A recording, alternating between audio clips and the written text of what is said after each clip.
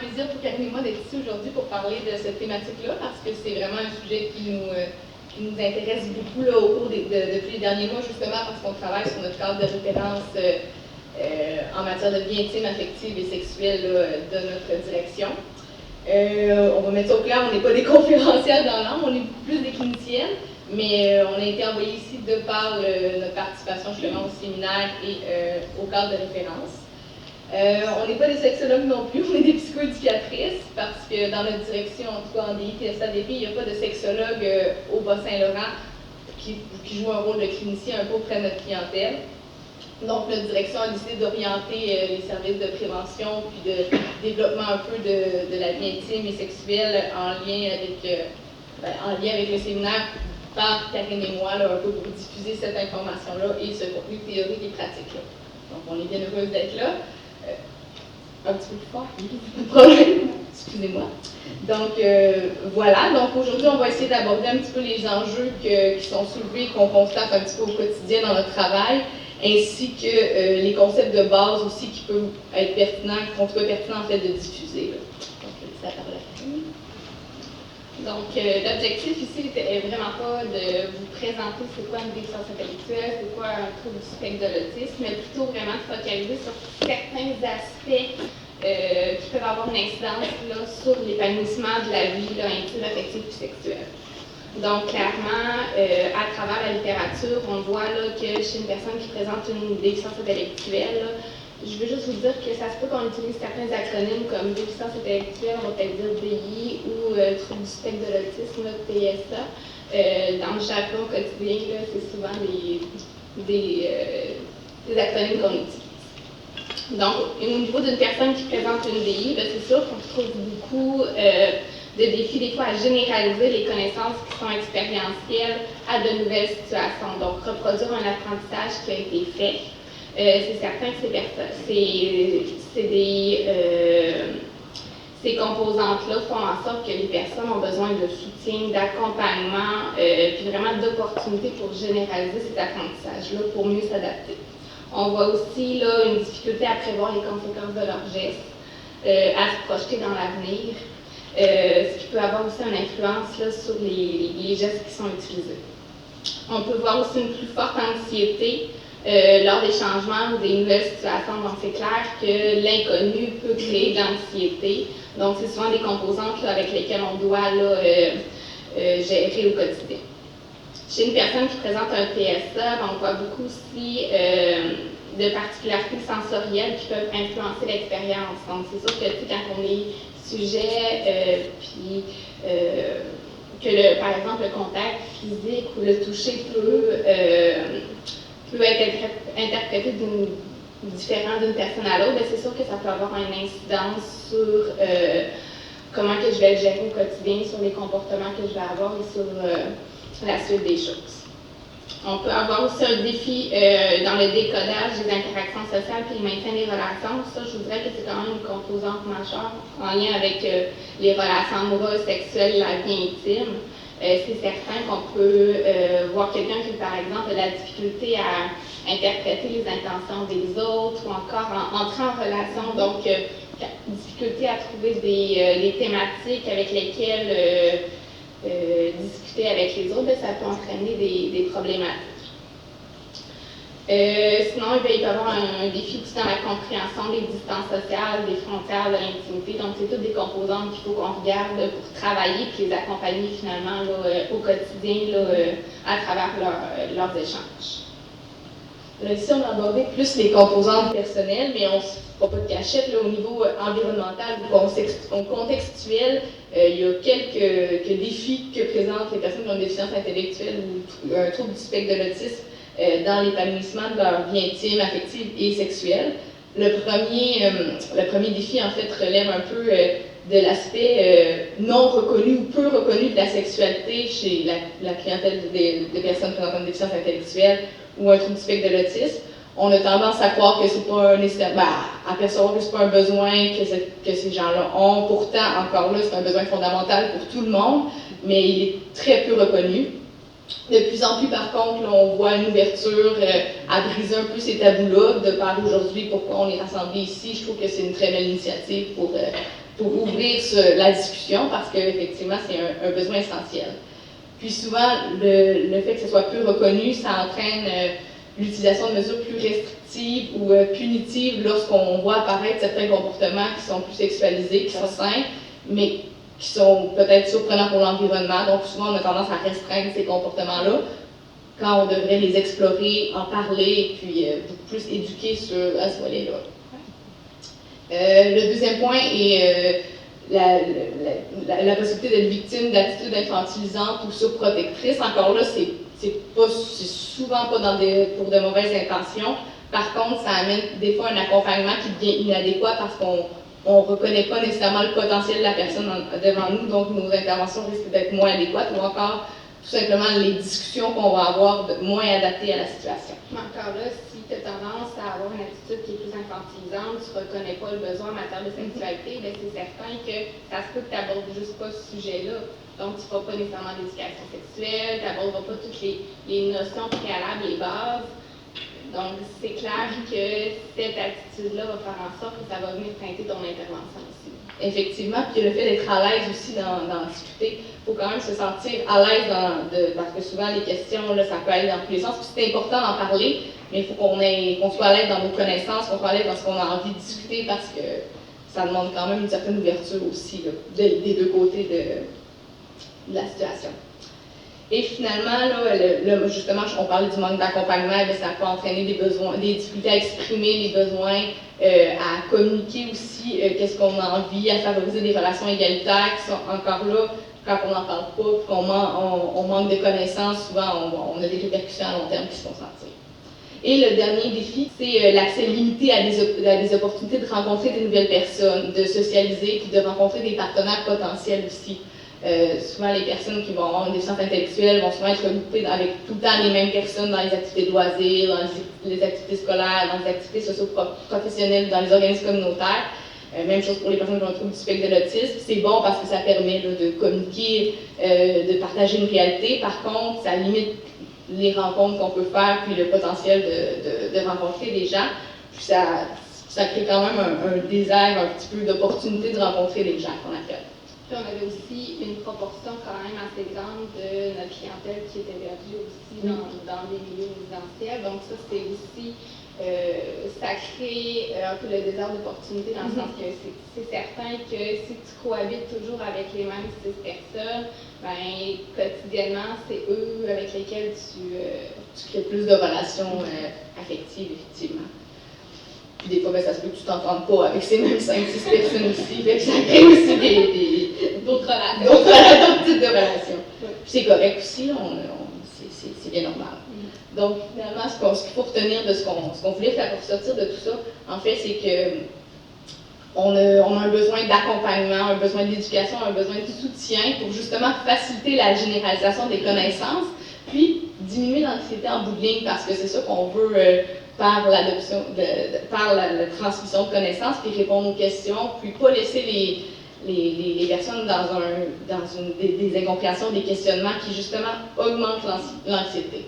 Donc on est beaucoup plus, nous, dans ce qu'on rapporte beaucoup aux intervenants, c'est le rôle de traducteur un peu. Traducteur des normes sociales en matière de vie intime, affective et sexuelle à une clientèle qui peut-être présente des difficultés de compréhension ou de réception là, de ces normes-là, finalement. En fait, aujourd'hui, on voulait aussi aborder les concepts de base là, en matière d'intimité, de vie affective et de vie sexuelle. Donc, les 5 concepts qu'on a ressortis, il y en a quand même plusieurs, mais les 5 qu'on voulait quand même vous parler aujourd'hui, c'était vraiment la vie affective, l'intimité, la relation égalitaire, le consentement sexuel et le jugement et le sens moral.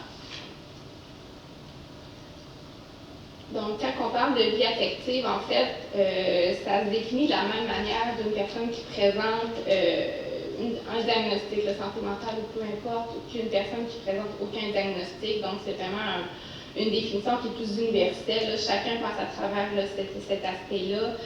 Donc, la vie affective comprend tout le registre d'émotions positives et négatives, ainsi que les sensations agréables et désagréables vécues par la personne.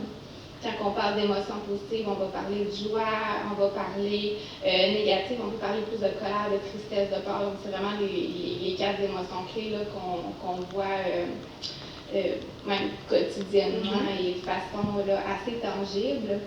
La vie affective peut se manifester à travers tout type de relations, donc que ce soit des relations qui sont familiales, amicales, professionnelles, donc avec l'intervenant, la relation qui se développe avec l'intervenant, ça peut être des relations amoureuses aussi ou sexuelles. Et la vie affective peut se vivre avec autrui, mais aussi peut se vivre avec soi. Donc, s'aimer soi-même, sa propre estime de soi est quand même importante, puis on va en parler un petit peu tantôt aussi. Puis la raison pour laquelle on veut vraiment aborder la vie affective, parce que c'est partie prenante d'une vie sexuelle, intime, saine finalement, parce que tout ça, tous les concepts qu'on va vous présenter vont s'impliquer l'un dans l'autre, puis servent un peu de fil conducteur à le développement d'une vie intime, affective, sexuelle, saine et adéquate finalement. Donc, quand on parle plus d'intimité, en fait, là, il y a l'intimité avec soi, intrapersonnelle. C'est quoi ça? C'est en fait d'avoir une connaissance de soi. Quand on parle d'individualité, quand on parle de nos projets de vie, donc nous, qu'est-ce qu'on veut faire dans la vie, vers où qu'on se projette. Est-ce que moi, je veux travailler, par exemple, dans un plateau de travail? Est-ce que moi, je vise à devenir architecte? Donc, c'est tous nos projets de vie, vers nos idéaux aussi.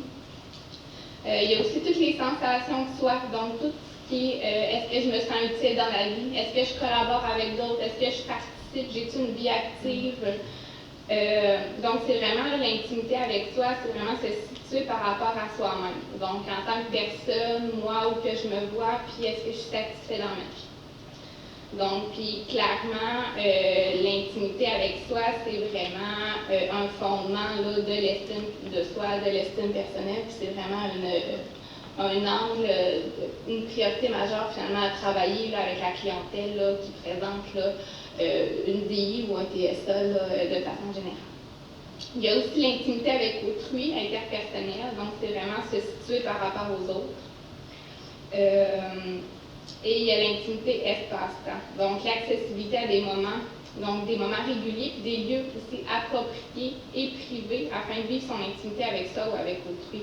On ne se le cachera pas que, clairement, quand on veut partager un moment intime avec quelqu'un, ben c'est ce qu'on apprend finalement à la clientèle, c'est d'avoir un lieu qui est approprié. Je pense que Pascal va en parler un petit peu tout à l'heure, mais le bon lieu au bon moment avec la bonne personne, mais je pense qu'il y a tout ce concept-là d'intimité qui doit se travailler. Puis en fait, c'est toujours en fonction des besoins de la personne, donc c'est clair que l'intimité peut varier. Les besoins de chacun ne sont pas les mêmes. On n'arrivera pas à toutes les étapes avec toutes les personnes. Donc, ça va vraiment être modulé en fonction des besoins là, de l'individu. Et puis l'intimité, la vie affective, l'intimité avec soi, c'est des fondements qui peuvent être développés dès l'enfance, être capable de se développer des intérêts, des projets de vie, d'être capable de s'identifier, de se caractériser de ce qu'on aime, ce qu'on n'aime pas, et ça se développe dès l'enfance. Donc, ça contribue un peu à l'éducation en bout de ligne de la sexualité, mais c'est un fondement pour le bien-être de tout être humain, finalement. Donc, le troisième concept qu'on va aborder, puis qu'on trouvait très pertinent d'aborder, c'est les relations égalitaires. En fait, qu'est-ce qu'une relation égalitaire? C'est une relation où il y a absence de rapport de pouvoir ou de dépendance. C'est une relation qui, chronologiquement ou en âge, peut être et absente de dépendance. Finalement, là, si par exemple, on a quelqu'un qui a un adolescent de 17 ans, ben là, souvent, ce qu'on voit souvent là, chez une personne qui a un trouble du spectre de l'autisme, en tout cas, j'ai rencontré un jeune homme qui me disait, moi j'ai 17 ans, quel âge je pourrais être pour avoir ma blonde pour que ça soit correctement. Fait que des fois, c'est des petites balises que c'est pas de la mauvaise intention, mais c'est besoin d'avoir des repères visuels, exemple, bon, là, tu as 17 ans, mettons, on pourrait dire 15, 16, 17, 18, là, tu peux rencontrer quelqu'un dans ces eaux-là, puis ça fait juste appliquer un petit peu le concept d'égalité, finalement. Puis clairement, dans ces situations-là, c'est que tu fais une échelle, une gradation, puis tu lui montres visuellement, puis habituellement, c'est quand même bien compris, mais je pense que oui, c'est bien de faire la distinction entre l'âge et la chronologie. Puis aussi, on a aussi tout le développement affectif, sexuelle, intellectuelle aussi, le niveau d'expérience vécue. Si on a une personne qui a vécu beaucoup d'expérience versus une personne qui a moins d'expérience, ben, faut faire attention aussi de bien éduquer la personne aussi pour pas qu'elle se fasse un peu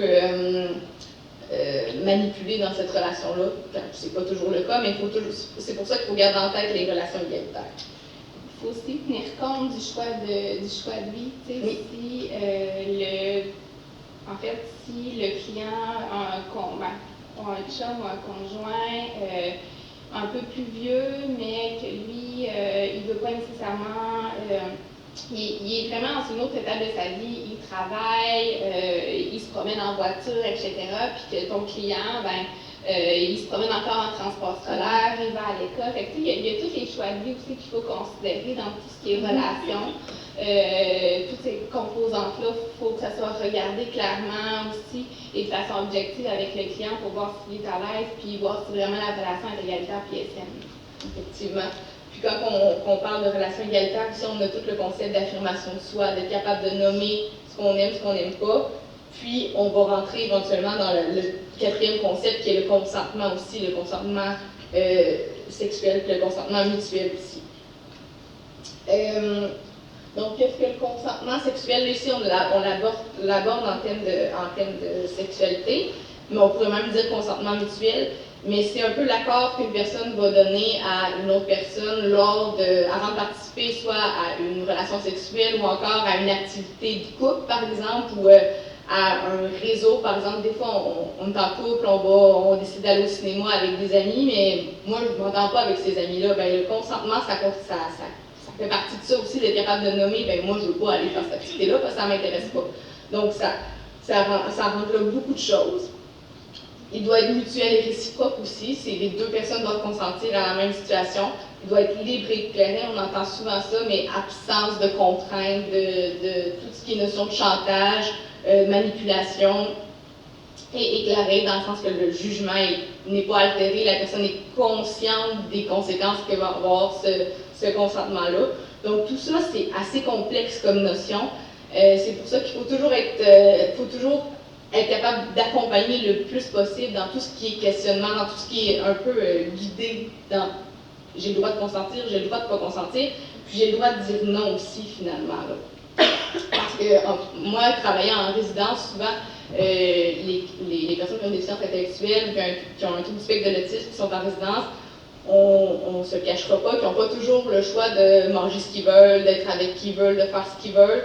Donc, souvent, on leur impose des décisions et on leur empêche de pouvoir dire ben non, ça ne me tente pas de manger du spaghetti à soir, ou non, ça ne me tente pas de manger ça. Ben, c'est ça qui est ça, il va falloir que tu le manges pareil.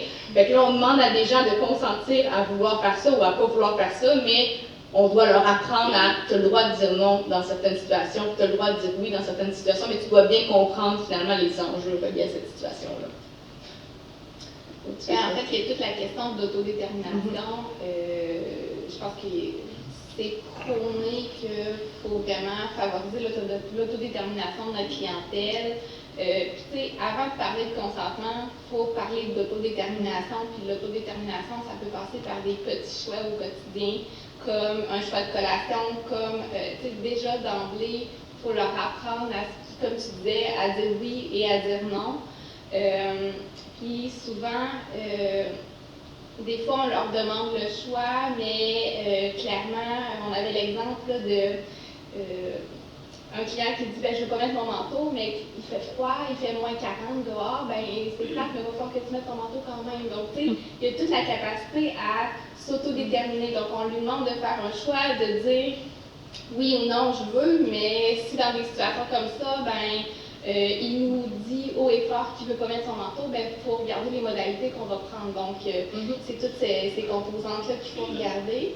Puis au quotidien, je pense qu'il faut amener le client à s'autodéterminer, à faire des choix, ce qui va créer une estime de soi aussi, donc ce qui va créer finalement une augmentation de son estime personnelle si de lui-même il est capable de faire des choix. Puis, tout ça va bien avoir un impact sur le consentement parce que clairement, s'il est capable de dire oui dans des situations qui peuvent être anodines comme choisir une pomme ou une orange, peut-être qu'éventuellement, ce client-là va être en mesure de dire oui ou non, j'ai le goût de faire ça. Fait qu'il y a toute cette composante-là qui est à travailler là, au quotidien. Puis tout ce qui est aspect généralisation aussi, on peut faire un apprentissage dans un certain contexte pour un certain élément, dire oui ou non, mais il y a plusieurs contextes qu'on ne peut pas toujours prévoir. Nous, on va parler en tant qu'intervenant, mais en tant qu'intervenant, on veut s'assurer que la personne est en mesure de prendre toutes les bonnes décisions pour elle, mais on ne peut pas prévoir tous les contextes qui vont se passer dans l'intimité aussi. Donc, c'est être capable d'apprendre à la personne à dire non, mais de généraliser ce non-là à qu'est-ce que tu aimes, qu'est-ce que tu n'aimes pas, à explorer les intérêts de la personne pour justement développer sa capacité de généralisation à plusieurs situations finalement. Puis pour ça, on parle de jugement moral qui va jouer un rôle dans le consentement. Parce que oui, on peut t'apprendre à dire oui ou non, mais il faut que tu sois capable de juger quand tu dis oui, puis quand tu dis non, puis dans quel contexte, puis à quel endroit et avec qui aussi. Excusez-moi, j'ai eu un problème. C'est pour ça que je ne voulais pas gérer la manette, c'est trop de pression. Donc, où, quand, comment, pourquoi et avec qui. On parlait en début de présentation du désert d'opportunité, de la difficulté de rencontrer des gens.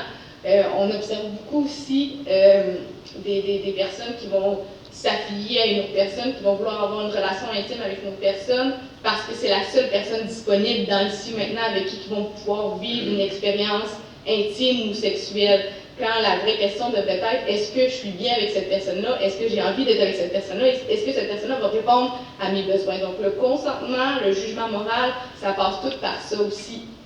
Donc c'est de fil en aiguille, il faut apprendre à la personne que peut-être qu'en ce moment c'est la seule personne, mais si c'est pas la bonne personne pour toi, des fois on est peut-être mieux d'attendre d'avoir la bonne personne qui va bien aller avec toi.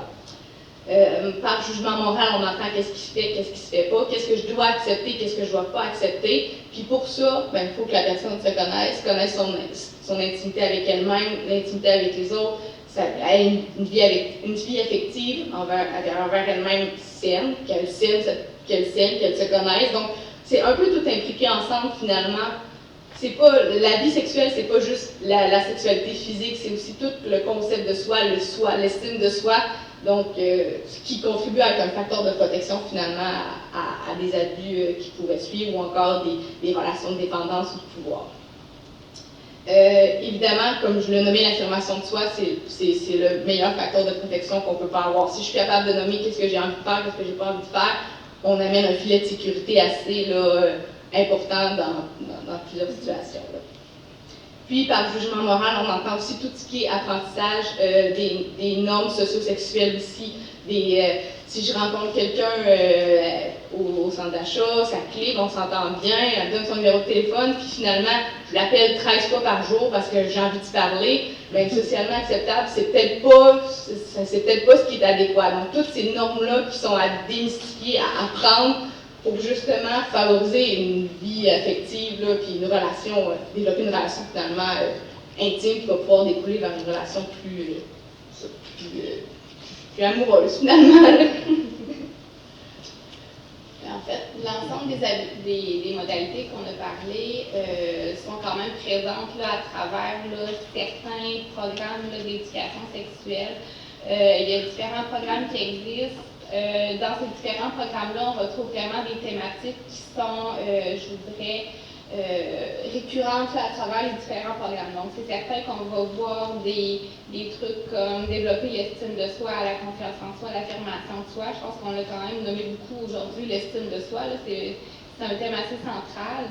Il y a tout ce qui est reconnaissance des émotions. Donc, est-ce que moi je suis bien? Est-ce que... donc, les émotions, quand je vous disais tantôt, la joie, la colère, la tristesse, la peur. Donc, est-ce que je suis dans ces émotions-là? Comment je me sens, moi, par rapport à tout ça? Il y a tout le concept habileté sociale aussi qui est fort intéressant et fort primordial à travailler avec notre clientèle, que ce soit entrer en relation avec les autres. Je pense à des clients qui, par exemple, nous disent qu'ils ont une blonde, donc on questionne un petit peu. Ah, la madame me dit bonjour au petit mortum. Il y a toute cette connaissance-là, puis ces modalités-là qu'il faut savoir démystifier. Je pense que Pascal a nommé aussi le jugement puis le sens moral, c'est quand même important à aborder. Il y a tout le contexte cyberprévention, la masturbation, les relations amoureuses, sexuelles, donc tout ce qui est loi, normes et consentement. Il peut y avoir aussi des parties au niveau de l'anatomie, de la reproduction, de la contraception. prévention des ITS, orientation sexuelle, prévention des abus. C'est vraiment des thématiques qui ressortent à travers les différents programmes. De façon générale, on peut passer l'ensemble des programmes, on peut prendre certaines composantes, c'est vraiment là, on peut l'adapter un peu comme nous on l'a besoin. C'est important d'aller au rythme du client aussi, puis pas nécessairement passer les 12 points. Fait que c'est vraiment ressortir les concepts qui sont les plus importants. Puis l'ensemble de cette éducation-là vise vraiment à donner la bonne information. Clairement, notre clientèle, bien, souvent on se dit, bon, ben, il sait, c'est acquis, mais clairement, c'est juste peut-être que l'information n'est pas la bonne, donc c'est l'éducation qui va faire en sorte qu'on va peut-être rétablir les choses puis mettre des bonnes bases. Quand on parle de programme, il peut y avoir AdoPro qu'on voit quotidiennement, qu'on voit quand même dans nos milieux qu'on utilise. Il y a le PESADI, c'est le programme d'éducation à la santé sexuelle pour les adolescents qui présentent une UDI. Il y a aussi le programme d'Isabelle Hainaut là, pour les clients qui ont un syndrome d'Asperger et la sexualité qui sont quand même là, assez bien utilisés là, dans les milieux. Là, en fait, aussi, on les a, là, ces programmes-là, fait que c'est quand même là, des petits bijoux, là, puis des bons leviers qu'on peut utiliser là, avec notre clientèle. Puis, peut-être faire une petite parenthèse là, sur la cyberprévention, c'est quand même un élément qu'on voit de plus en plus les effets un peu pervers de l'accès à Internet comme ça, parce que c'est une source inestimable d'informations, mais c'est une source d'informations brutes qu'il faut parfois être capable de décoder, être capable de classifier aussi dans notre clientèle, qui peut entraîner là, des façons de penser ou des perceptions qui sont erronées. Donc, d'où l'importance d'ajouter cette nuance-là. Là. Puis, les programmes, comme Karine l'a souligné, là, on pourrait commencer par celui qu'on juge le mieux, mais on trouvait intéressant de les mettre dans ce ordre-là pour montrer que, des fois, sans être rendu à parler là, de masturbation, de satisfaction sexuelle, on peut commencer par parler d'habileté sociale, des émotions, de savoir reconnaître quand quelqu'un est joyeux, quand quelqu'un est triste. Donc, des fois, c'est des bases qu'on n'est pas obligé de rentrer directement dans le sujet crunchy, mais qui contribuent beaucoup à une santé sexuelle, une santé intime aussi.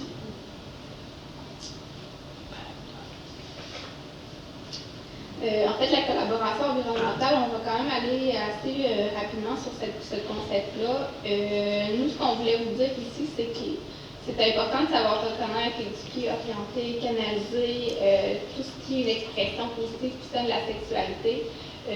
Nous, ce qu'on trouve majeur, c'est l'importance de l'arrimage entre les différents acteurs qui tournent autour de la vie de la personne, que ce soit les responsables du milieu, les parents. Donc, il faut vraiment qu'on ait une concertation et qu'on ait une vision un peu similaire, parce que c'est certain que si on travaille avec une clientèle qui présente une UDI ou un TSA et que le milieu est fermé à tout ce qui est sexualité, bien c'est certain qu'on va toujours se bloquer à des portes, puis la personne ne pourra pas nécessairement vivre sa pleine sexualité puis vivre son plein épanouissement là, comme lui l'aurait souhaité. Donc l'importance de l'arrimage et de la collaboration, donc briser un peu les tabous, pousser les portes pour vraiment là, démystifier l'ensemble de ces composantes-là.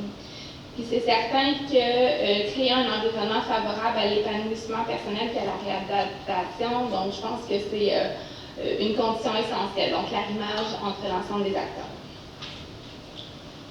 Puis on voulait terminer avec une petite image qu'on trouve très parlante.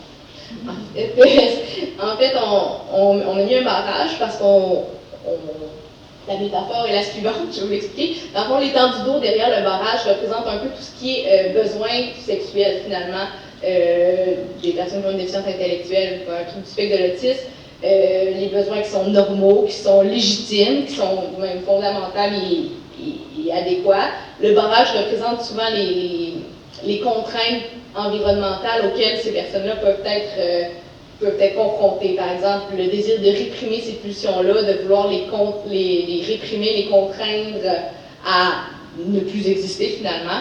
Qu'est-ce que ça va créer quand l'eau va déborder? Bien, ça va justement faire des débordements, des explosions, des déviations vers des comportements qui seront peut-être plus finalement très adéquats parce que les comportements adéquats, on va les avoir brimés. Donc, on va passer, on va avoir des explosions. Puis la répercussion de tous ces débordements-là peuvent prendre plusieurs formes. Nous, en trouble grave du comportement, on remarque beaucoup que certains comportements problématiques découlent des fois de pulsions sexuelles qui ont été refoulées depuis toujours, et là, ben, on voit réapparaître certains comportements là, qui sont inadéquats finalement, puis qu'en creusant un peu, on se rend compte que finalement, ben, c'est une variable qui est mise là, depuis toujours, qu'on doit, puis là, c'est encore plus dur d'aller dénouer tout ça. Là.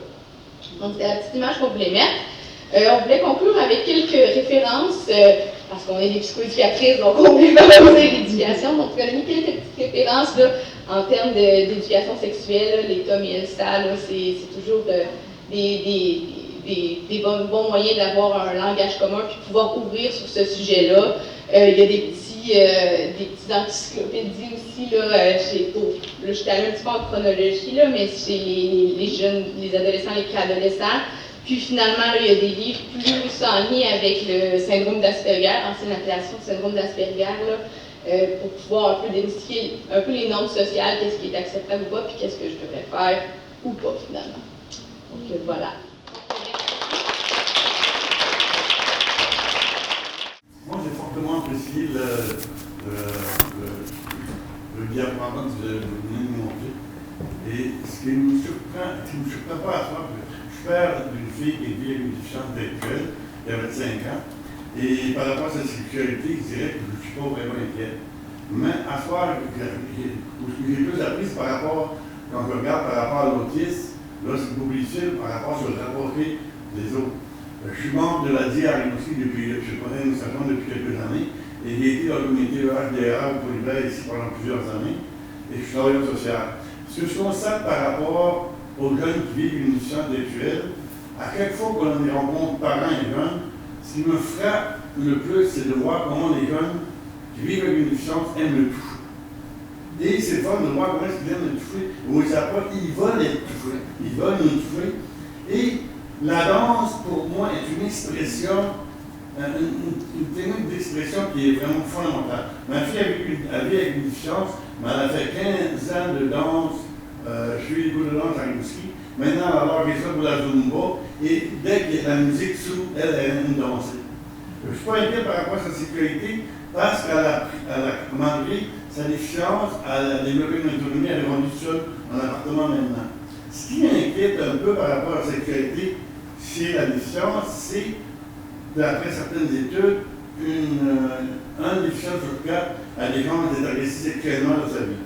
D'autre part, je m'interpelle par rapport à ceux qui vivent en résidence aux deux protagonistes. Quand tu vis dans une résidence avec des déficiences sexuelles, je me demande jusqu'à quel point l'autorité, c'est-à-dire l'établissement, partage l'idée, par exemple, parce que moi j'ai vu des gens qui avaient, par des tutoriels sociaux, j'ai vu des gens qui ont vécu en famille d'accueil, ils sont tombés amoureux. Alors, ça fait 40 ans de ça. Hein? Ce que je veux dire, c'est que c'était pas vraiment permis dans les résidences. C'était plutôt tabou. Même je me rappelle qu'il y a un dossier où j'avais travaillé, où il y avait une personne qui vivait avec une déficience et qui avait fréquenté une autre femme, et finalement, ils ont devenu un couple. Maintenant, la question, ça se pose à ceux qui travaillent maintenant au milieu résidentiel. Et c'est sûr qu'au milieu résidentiel, vous devez rencontrer des gens avec la pulsion sexuelle, surtout des garçons ou des filles, mais ça doit arriver. Il y a des gens qui voudraient peut-être avoir des rapports sexuels entre eux autres. Est-ce que ça arrive ou est-ce que c'est toléré? Est-ce que c'est toléré que les gens peuvent vivre une sexualité parce qu'ils peuvent vivre en résidence? Et puis c'est vrai que c'est emprisonné, et des fois, ça peut ne pas être une décision réfléchie, mais jusqu'à quel point l'établissement peut fonctionner? Parce que moi, je pense que c'est quand même des adultes, s'ils sont des adultes consentants, qui sont sensibilisés par rapport à la sexualité. Moi, je pense que ça c'est normal, le vivre aussi la sexualité. C'est là pour ma question. Ben, en fait, si je peux me permettre, Yannick, de compléter ça, c'est un enjeu qui devient de plus en plus important en ce moment, justement parce qu'il y a plusieurs milieux qui sont des ressources privées en partenariat avec le CRBI. Donc, c'est un peu les valeurs de chacun qui prônent si moi je suis à l'aise dans ma résidence, qu'il y a des relations qui se passent, ça va, mais il y a d'autres personnes qui sont plus réfractaires à cet établissement-là finalement. Avec l'établissement justement du cadre de référence qui va sortir bientôt avec notre participation au séminaire. On travaille beaucoup à essayer d'ouvrir un petit peu ces portes-là. Puis finalement, c'est peut-être pas le fait de vouloir rimer plus qu'une crainte de savoir quelles conséquences ça va avoir, comment encadrer ça. Donc, on travaille beaucoup à essayer de faire de l'éducation avec les intervenants. Par contre, on ne se cachera pas qu'il y a un enjeu à ce niveau-là, que certaines personnes sont moins à l'aise avec ce thème-là. Mais on a aussi des exemples là, où il y a des couples qui demeurent dans les résidences, puis que ça fonctionne, puis qu'il y a eu une éducation qui a été faite autour de ça pour baliser un petit peu l'ensemble, la relation, mais il y a quand même des exemples, mais il y a aussi d'autres résidents qui sont peut-être plus réfractaires, effectivement.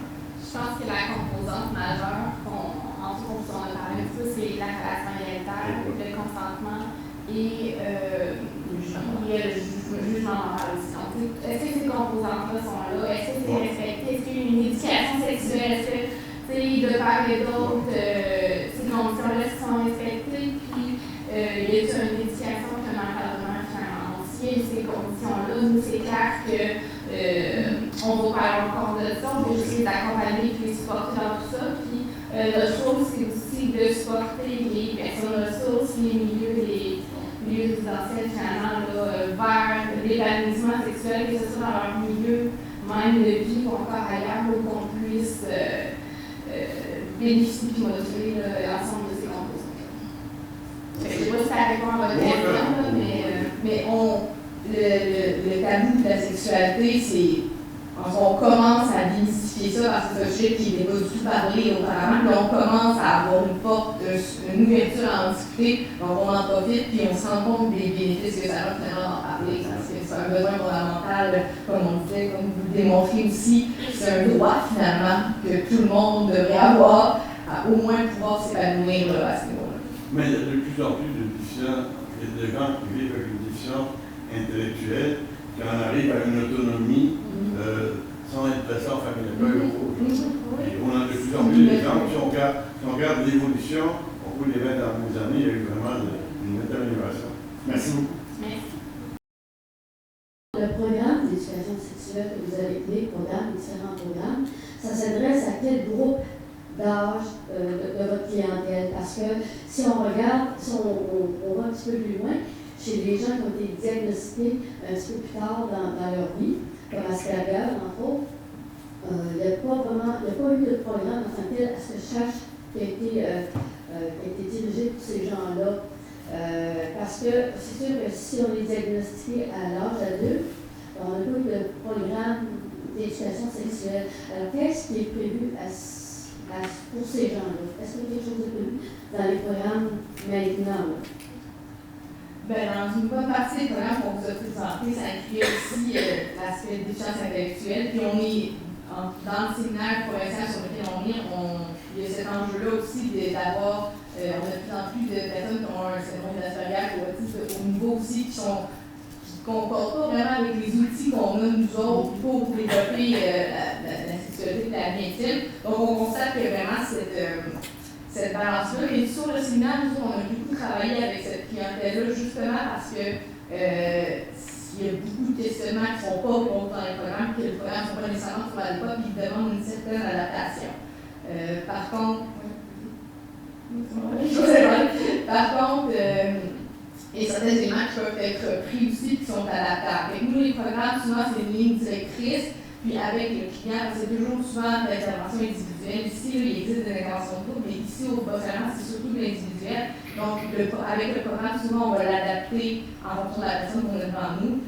On a beaucoup d'outils aussi qui sont tirés de ça ailleurs au Québec, qui sont sortis pour, moi, pour travailler le contact visuel, le consentement au niveau visuel, quel signe que je reconnais. On parlait du décodage du non-verbal. Il y a des outils visuels qui ont été développés ailleurs sur la province qui nous ont été présentés sur le séminaire, qu'on va pouvoir aussi éventuellement diffuser à l'aide de notre cadre de référence, à l'aide de tout ça, au reste des intervenants finalement du Bas-Saint-Laurent.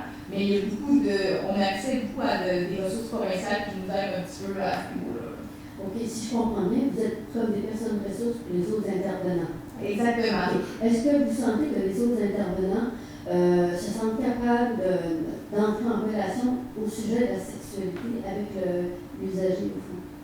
On sait que beaucoup de gens ont des réticences à parler d'éducation sexuelle, et les parents, entre autres, n'ont pas les outils pour justement aborder des sujets très, très pointus.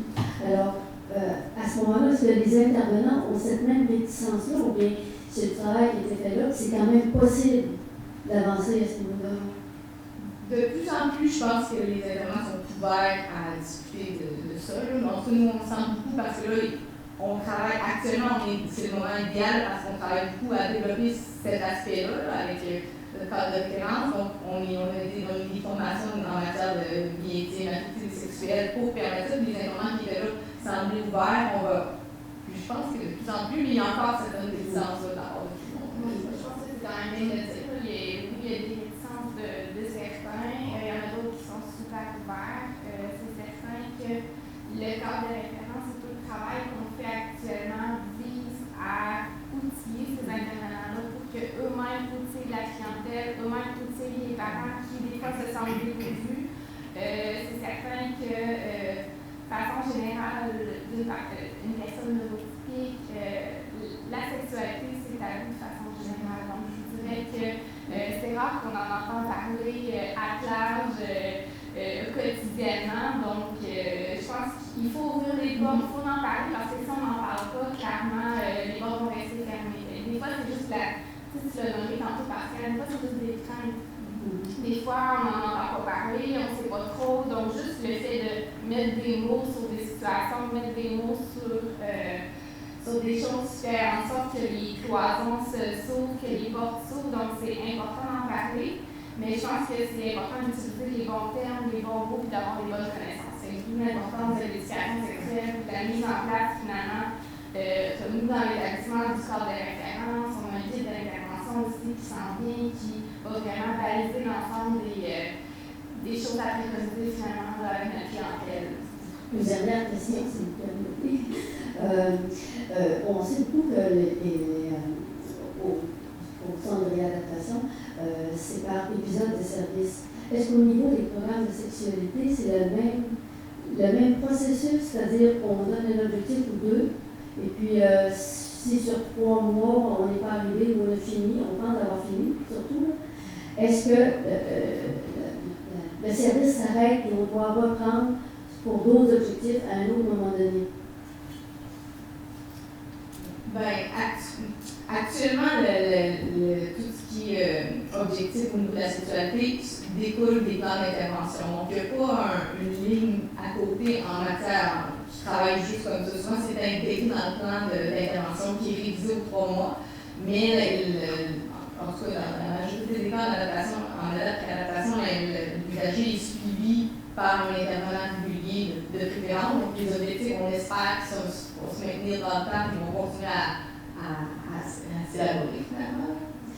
Je ne suis peut-être pas en mesure de bien répondre à votre question, parce que je ne veux pas vous dire ma liste de quoi non plus. Moi, c'est certain, de la façon que j'ai bien compris, je présume que oui, c'est en entrant en état de service parce que c'est la façon de faire au niveau de l'établissement, mais je ne sais pas nécessairement trop m'avancer sur cette question-là. Merci. Bon, je tiens premièrement à vous féliciter, à vous remercier pour votre présence ce soir. J'ai beaucoup apprécié la présentation du CIS et également votre présentation pour la TRO. Je dois vous dire, j'ai déjà été membre de la DIR. Présentement, je suis membre. J'ai déjà été membre aussi, mais je suis aussi membre maintenant de la Société québécoise de la déficience intellectuelle, anciennement la KIS. Donc, je suis très fière aussi de voir Gabrielle dans notre région, dans la Semaine nationale de la déficience intellectuelle. On est vraiment content que tu sois là. C'est une fierté. On a une bonne co-porte-parole avec Guillaume Otis. Alors, on est chanceux. On est chanceux d'avoir toutes ces belles activités-là dans notre région cette semaine. Hier, petite anecdote, j'ai participé à l'activité de danse et j'ai très hâte de jeudi soir aller voir la pièce de théâtre. Alors, c'était mes commentaires. Je voulais vous remercier. Mais comme parent, c'est sûr que c'est un sujet qui vient me chercher, qui, je vous dirais, plus souvent qu'autrement, me frustre, parce qu'il y a des attentes qui ne sont pas répondues depuis de nombreuses années. Puis je pense que je ne suis peut-être pas la seule. Je suis contente de voir qu'il va y avoir un cadre de référence qui va se faire. Et je vous dirais, quand j'ai entendu les épisodes de service, il y a 7 ans, on a demandé qu'il y ait un programme d'éducation sexuelle sur l'affaire à notre fille. C'est toujours pas fait. On parlait à ce moment-là, moi j'avais connu le programme EVAS, que vous connaissez sûrement, qui peut se donner en groupe. Il semblerait que ce n'est pas possible maintenant de le donner. En tout cas, j'entends qu'il n'a jamais été donné. Mais je crois fortement que ce programme-là ou d'autres peut être offert à nos jeunes.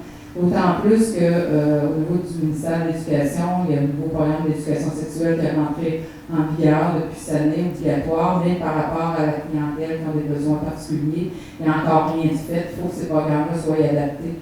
Alors, comme parent, vous comprendrez que mes frustrations ou mes inquiétudes, c'est mais oui, il va y avoir un cadre de référence, oui, mais quand est-ce que le programme d'aide à l'éducation, à la vie sexuelle, affective va arriver concrètement pour nos jeunes et nos moins jeunes, les adultes aussi. Et je vous dirais, pour les parents aussi. Les parents, les intervenants, vous avez dit les intervenants, il y a des réticences, ils ont besoin d'accompagner, non pas tous, mais aussi les parents de la population. Ce soir, c'est une belle occasion d'en parler, franchement, ouvertement, dire que c'est un besoin, que c'est normal, que tout le monde a le droit à sa vie sexuelle. Je suis contente de l'entendre. Il y a peut-être beaucoup de monde sur Internet qui ne sont pas ici à ce soir, mais on va continuer à propager la bonne nouvelle. Alors, j'ai peut-être dit toutes sortes d'affaires d'un bord et de l'autre, mais c'est ça, je voulais quand même vous dire, je n'attends pas nécessairement de réponse, mais je veux vous dire que les besoins sont là, sont importants. C'est pas quand ils vont avoir 50, 60 ans où on devra ou vous devrez gérer des problèmes de comportement parce qu'il y aura un besoin qui n'aura pas été exprimé, refoulé, bafoué, pas reconnu. C'est dès le jeune âge. Puis nous, comme parents, on fait notre possible aussi. Moi, j'ai appris beaucoup l'affirmation de soi, c'est important. Vous en avez parlé tantôt, je pense que ça passe par là. J'ai déjà entendu la sexologue Carole Couché qui disait qu'il faut respecter les noms. C'est une occasion de prévenir les agressions sexuelles. Alors, si ton enfant dit non, je ne veux pas mettre Mathieu, elle disait, ben, il y a des chances que les oreilles ne tombent pas, là, parce qu'il fait froid, là, tu sais. Tu vas apprendre que s'il ne met pas sa tuque, il va avoir froid, et après ça, il va mettre sa tuque, il faut respecter. Les noms, c'est une forme d'affirmation de soi. Je vais mettre à cette parenthèse-là, je trouvais que c'est une belle image, vous avez parlé du menton un petit peu tantôt, mais l'affirmation de soi, vous disiez dans les résidences, sont beaucoup les personnes là à devoir accepter ce qu'on leur offre, des repas, tout ça, ils n'ont pas d'occasion. Et je vous dirais, à l'école, c'est aussi beaucoup comme ça, là. C'est beaucoup les jeunes, les exécutants, ils ont leur tâche à faire, qui fassent ça, puis ils n'ont pas l'occasion de dire, bon, aujourd'hui, ça ne me tente pas. Quand ils sont non-verbales ou avec un trouble de la communication, c'est encore plus difficile pour eux de dire, ben là, ça ne me tente pas. Mais en tout cas, pour dire, je ne fais pas à gauche à gauche, c'est ce que je suis en train de faire. Je vous félicite, mais c'est important, il faut en parler, puis il faut vraiment vous retenir comme message sur le 6 que les besoins sont là. Et moi, en tout cas, comme parent, une dizaine d'années, j'étais membre de dire, on avait dit, Calax voulait dire, on va en mettre un sur place, un programme d'éducation à la vie sexuelle, puis affective, puis les conseils d'administration se sont dit, ben, c'est pas de notre sort, c'est la responsabilité du CIS ou du CRDI. Je pense que c'est ça encore, les organismes peuvent collaborer, mais on est toujours un peu en avant. On entend le besoin versus les parents, c'est clair que actuellement c'est beaucoup en individuel, il y a beaucoup de groupes comme Pascal l'a dit tout à l'heure, mais on regarde pas là, versus le pouvoir qu'on a au niveau du CIS pour moduler les besoins et les demandes en fonction des besoins. Je me demandais si les stades de développement psychosexuel étaient les mêmes chez les personnes neurotypiques que chez les personnes pour l'enfant lui ou un PSA. En fait, les stades là, sont les mêmes, peu importe si c'est une problématique ou non. Clairement, c'est juste que l'âge à laquelle on va passer à travers ces stades-là vont différer d'une personne à l'autre. C'est certain aussi qu'il y a des conditions qui vont faire en sorte que l'âge de la personne peut varier. Donc, si on parle de cognitive, la communication intellectuelle qui est plus légère versus qui est plus sévère. Si on parle aussi de certains facteurs de vulnérabilité, donc est-ce que dans l'enfance ou à travers son parcours de vie, est-ce que la personne a été témoin a été victime d'abus, est-ce qu'elle a été exposée à de la pornographie dans le passé, ça peut avoir une influence sur finalement la réaction des stades, mais clairement ce sont les mêmes stades compensatoires, peu importe la personne. Une petite question que je me pose comme ça, étant donné que je suis père d'une fille qui vit avec des sciences intellectuelles, me dit, avec le vécu que j'ai, dans les ouvrages qui ont été faits, qui se feront, pour la compréhension des choses, c'est peut-être plus, un commentaire comme ça, c'est peut-être plus d'avoir du visuel, que c'est beau d'en parler, mais s'il y a des ouvrages qui peuvent se faire avec, pas nécessairement en termes de pictogrammes, mais qu'on peut démontrer par l'image de la compréhension, parce qu'il y a un retard qui existe, soit en livre ou peut-être en TSA, mais je pense que quand on fait l'image au niveau, vous l'avez tout. Mais après, pour faire du coup sur ce que vous dites, tantôt madame avait parlé, est-ce qu'il y a des programmes qui sont adaptés à une clientèle qui est plus adulte ou des choses comme ça? Mais c'est tout dans la personnalisation de l'intervention. Oui, il existe des programmes d'intervention, oui, il y a le cours, oui, il y a différents programmes, mais c'est toujours dans l'adaptation de notre intervention. Donc, comment qu'on va, est-ce qu'on va y aller par programme, est-ce qu'on va y aller plus simplement avec des mots qui dépendent de la compréhension du client aussi. Donc, c'est vraiment personnalisé en fonction de chacun. C'est pour ça des fois aussi que j'aime bien le côté individuel avec la clientèle de par le fait qu'on peut vraiment personnaliser l'intervention, ça se fait d'une bonne compréhension. Oui, le groupe peut être pertinent à plus large échelle, mais au niveau de l'individualité et de la personnalisation de l'intervention, j'aime bien le côté individuel. À la base, la question s'adressait aux deux dispositifs, mais probablement tout le monde peut répondre. Est-ce que le fait d'aborder le sujet justement de la sexualité comme ça, de baigner dedans, est-ce que ça peut, ou est-ce que ça enclenche souvent des pulsions sexualisées chez les personnes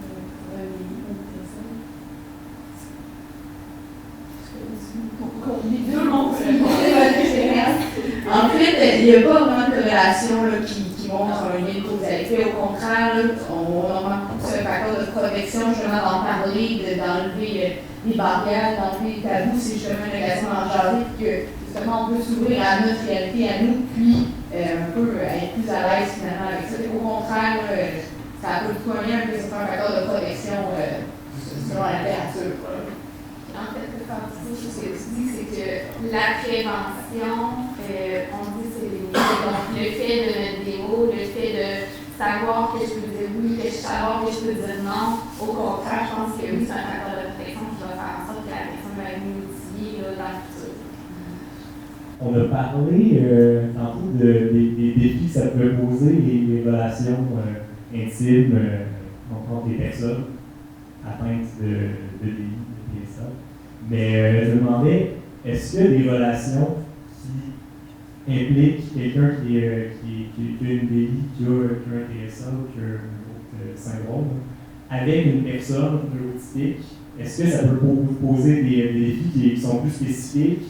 Est-ce que c'est favorisé? Je pense qu'il faut qu'il y ait de limites par rapport à ça, mais j'imagine qu'il y a des défis qui sont plus importants, autant du côté la personne neurotypique que la personne qui a une DI, etc. Je pense que c'est une bonne question. Je pense que je dirais, quand on parlait de traducteur, je pense que c'est là que le traducteur est encore plus nécessaire finalement pour faire le pont entre, parce que c'est comme deux discours de communication qui sont un peu différents. Donc c'est comment traduire un peu les intentions de l'autre, puis comment comprendre les intentions de l'autre, comment exprimer ses intentions à l'autre dans notre propre langage, dans notre propre individualité. Encore là, l'objectif est toujours des relations égalitaires. Je pense que c'est très possible d'avoir des relations égalitaires à ce moment-là, mais tout est encore dans ne pas gêner pour poser des questions, pour aller chercher l'information, parce que des fois, on pense que quelque chose est acquis puis qui est compris, mais finalement, on passe à côté de quelque chose, puis c'est pour ça qu'il faut bien être ouvert d'en parler. Quand on parlait de relations égalitaires. On parle aussi d'occasion de communiquer aussi, puis de prendre le temps de jaser, parce que dans un couple, n'importe quel couple, il faut communiquer, je vous l'annonce tout de suite, mais plus encore quand on a des différences, comme ça, c'est encore plus important pour être sûr qu'on est sur la même longueur d'onde finalement. C'est de mon personnel, c'est mais souvent aussi, ce qui est priorisé, c'est qu'on puisse faire une rencontre avec le client en particulier, vraiment établir les bases d'éducation, mais aussi c'est rencontrer, faire une rencontre, je veux dire, de couple, donc aussi avec l'acteur qui est nourricier, qui a une problématique, donc pour vraiment déguster l'ensemble des particularités du client. C'est toujours avec le consentement de l'accord des deux, mais l'objectif, c'est qu'on ait un langage commun, que chaque personne soit à l'aise avec les modalités. Si toi, tu veux faire tel toucher, ben, est-ce que l'autre est à l'aise aussi? Est-ce qu'on va avoir un respect mutuel et toutes ces composantes qu'il faut regarder? Mais, d'emblée, comme tu disais, il n'y a pas de contrainte à avoir un neurotypique avec une personne qui présente une problématique loin de là. C'est juste dans les modalités, dans les explications, dans